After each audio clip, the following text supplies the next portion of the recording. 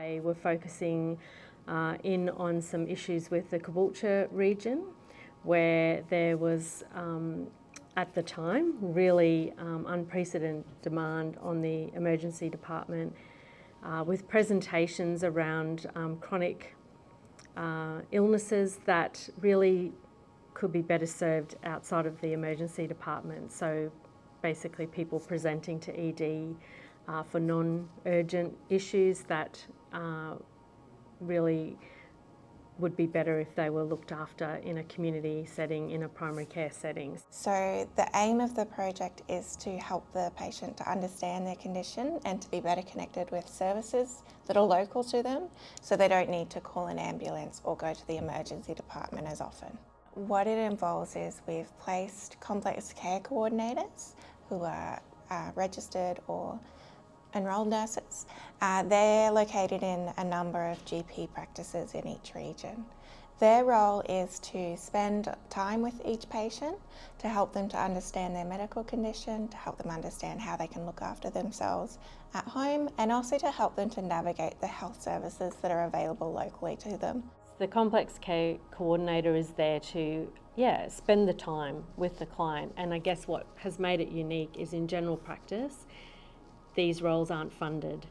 The structure of general practice doesn't allow for someone to spend an hour sitting with someone to work out what's all the services they might need, and that could be social connection, home help, it could be a variety of things. It's not always health related, but it impacts on their health and their chronic condition.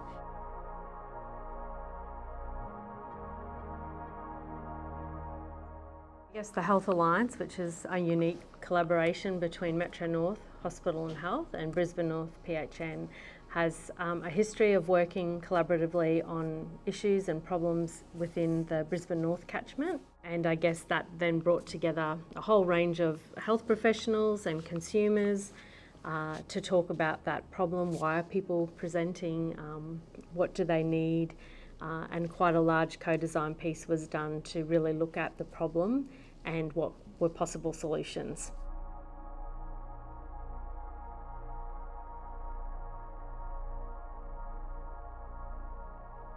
Even though the funding is coming from that side of things and it's going to GP practices to fund this role, the return on investment isn't actually for the GP practices. They don't make money from this.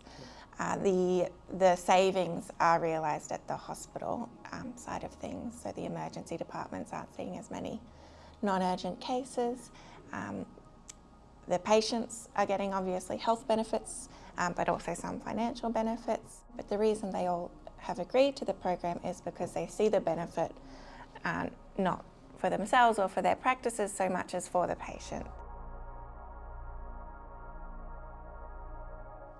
On the data side of things, our evaluation was quite promising and showed that we look to be providing a 75% reduction in ED presentations. We saw a return on investment of the funding invested of around 450% to date.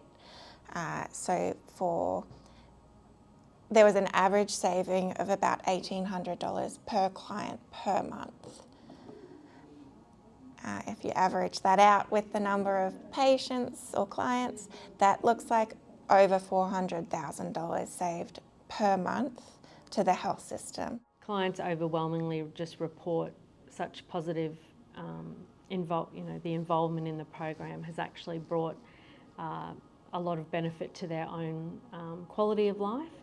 It's given them someone interested in what they need and also help them connect and access services that a lot of them hadn't heard of or hadn't been referred to, or it wasn't even uncovered that they needed it.